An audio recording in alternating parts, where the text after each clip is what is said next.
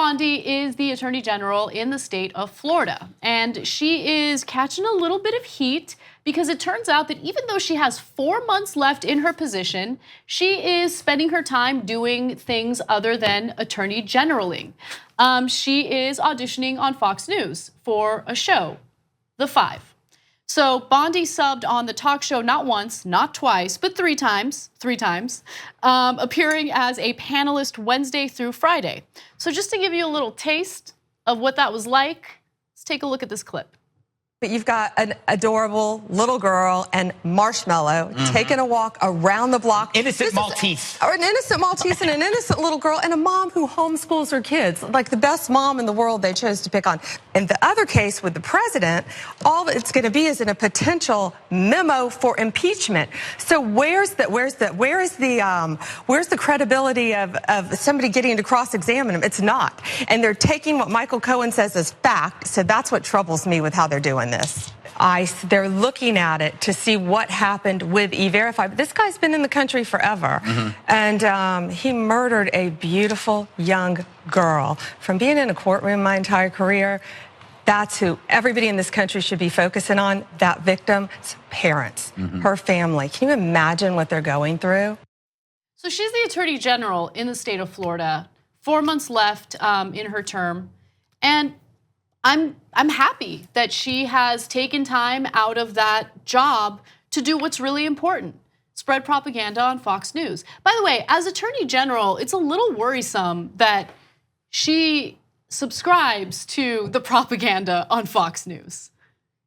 You know what I'm saying? Pam Bondi was one of the many Trump campaign scandals because it was discovered that as she herself was deciding as Attorney General whether to investigate Trump University, lo and behold, a few days before she had to make her decision, she got a $25,000 check from Donald Trump, and wouldn't you know it, she did not investigate Trump University, or she did not go after them.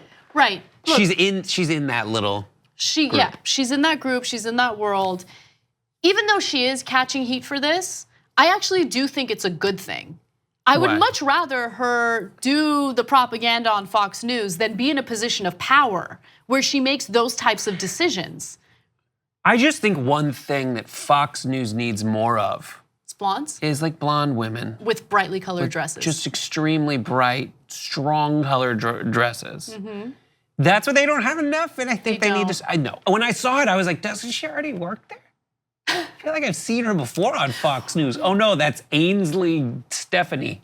Yeah, no, but okay, so you have seen her on Fox News before because she's a regular guest, not a panelist. The panelist thing, her auditioning for Fox News is a new development.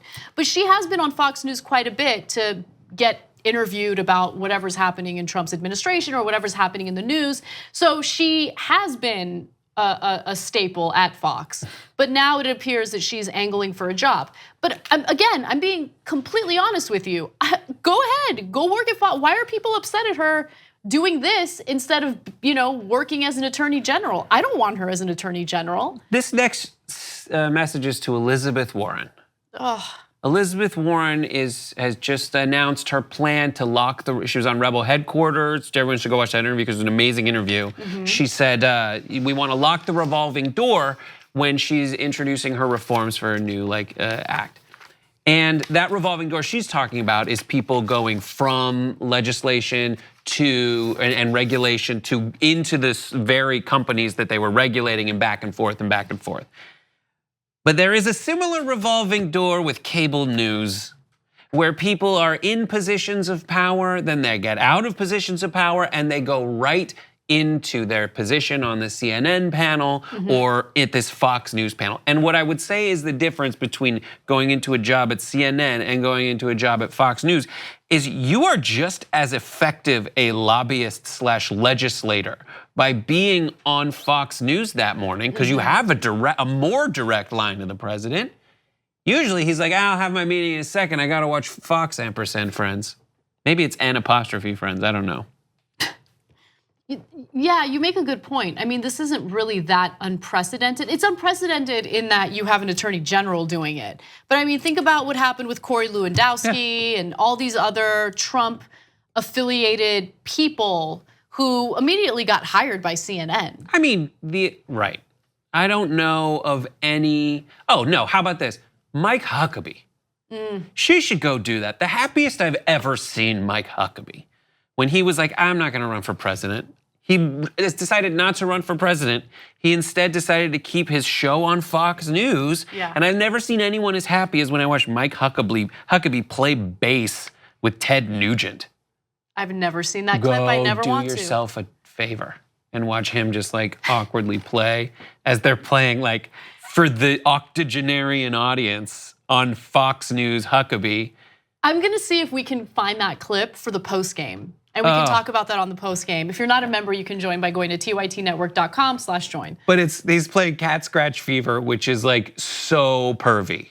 It's such like a pervy song. What are the lyrics? Oh God, Cat Scratch Fever. He's gonna look up the lyrics. And also remember Sarah Palin. Sarah Palin stepped down from her elected official role in Alaska because she said that the legal bills were just becoming too expensive. She didn't want to deal with it anymore. She did a reality show. She was a Fox News contributor. She wrote a book, I think. Who was this? Sorry, Sarah Palin. Oh, Sarah Palin. Yes, exactly. It's just like she was governor, and she's like, I don't want to do that. Why? Especially in a Trump world, being on Fox News is the same as being a politician. Yeah. It is that extra like bit of communication know-how, savvy. It's just like there were fireside chats back in the day, you know, and Obama would go do an appearance so he could communicate how to sign up for healthcare. Trump's calling in the morning to Fox and Friends just to be like, blah, blah, blah, let's blah, blah, blah. Anyways, here is what I have to say are the lyrics of Cat Scratch Fever. I just had them. It would be, it's nothing dangerous, I feel no pain, I've got to change. You know you got it when you're going insane. It makes a grown man crying. Won't you make my bed? I make the purr with the stroke of my hand. They know they're getting it from me. And there's like an 80-year-old woman in the audience. Yeah! What? But you know, it appears based on those lyrics that he knows a thing or two about clitoral stimulation, which I commend him for. Not many do. Have you heard about the new TYT audio network? We have some great new shows for you. Find us wherever you get your podcast by searching for TYT Network or head over to tyt.com/audio.